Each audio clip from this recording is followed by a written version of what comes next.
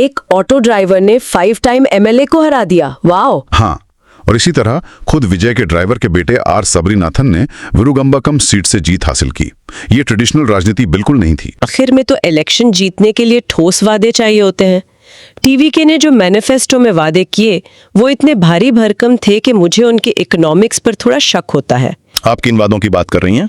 उन्होंने महिला मुखियाओं को 2,500 रुपए महीना, दुल्हनों को 8 ग्राम सोना, साल में 6 फ्री एलपीजी सिलेंडर और बेरोजगार ग्रेजुएट्स को 4,000 रुपए महीना देने का वादा किया। मतलब तमिलनाडु जो पहले से ही भारी कर्ज में डूबा है, वहां एक परिवार को साल में करीब 2.5 लाख रुपए तक के फायदे देने का वादा। क्या ये बस एक मैजिकल थिंकिंग नहीं थी? अगर कोई इकोनॉमिस्ट इसे देखेगा तो बिल्कुल ये मैजिकल थिंकिंग ही लगेगी।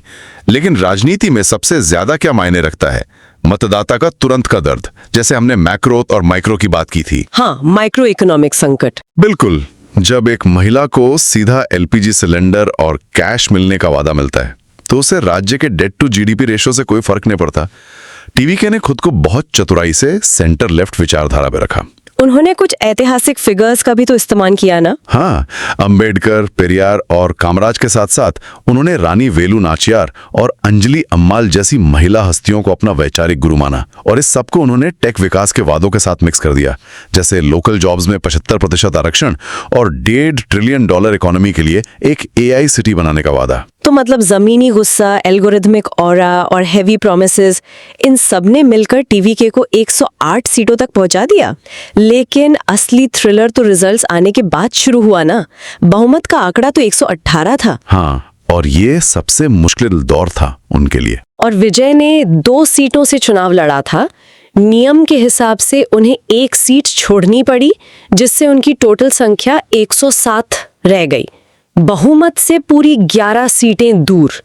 एक नई पार्टी जो एंटी सिस्टम प्लेटफॉर्म पर चुनाव लड़ी थी, वो अचानक एक संवैधानिक संकट में फंस गई। यहीं से राजनीति का सबसे कड़वा सच शुरू होता है। तमिलनाडु के गवर्नर राजेंद्र विश्वनाथ आर्लेकर ने टीवीके को सरकार बनाने का न्योता देने से सीधा इनकार कर दिया। गवर्नर का तर्क क्या था इसमें? उनका कहना था कि जब तक 118 विधायकों का लिखित समर्थन नहीं मिलता, वो किसी भी मौखिक दावे को नहीं मानेंगे। इसके बाद तो पूरे राज्य में प्रोटेस्ट शुरू हो गए। मामला सुप्रीम कोर्ट तक गया और सोशल मीडिया पर 1997 का प्रमोद महाजन का वो फेमस भाषण वायरल होने लगा, जिसमें उन्होंने कोalition पॉलिटिक्स के मजबूरियों को समझाया था। बिल्कुल वही। तो इस बहुमत जुटाने की रेस में जो सबसे पहला बड़ा प्लॉट ट्विस्ट आया, वो था कांग्रेस का पाला बदलना। मतलब कांग्रेस के पास 5 सीटें थी और उन्होंने डीएमके का साथ छोड़कर अचानक टीवीके को सपोर्ट कर दिया।